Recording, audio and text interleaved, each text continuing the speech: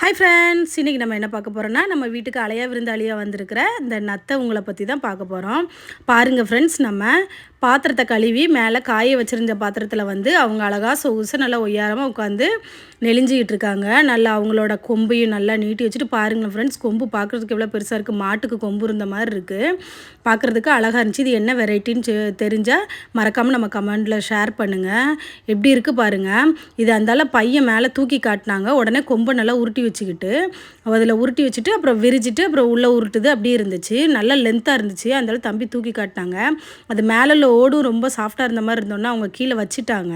அது உள்ளே போகும்னு நினச்சோம். உள்ளே போகிறத உங்களுக்கு ஷேர் பண்ணலான்னு பார்த்தோம். ஆனால் அந்த கூட்டுக்குள்ளே போகலை, அது அப்படியே இருந்துச்சு. அதுக்கப்புறம் லைட்டாக தட்டி விட்டு பார்த்தோம், அப்படிமாவது உள்ளே போகுதான்னு பார்த்தோம்.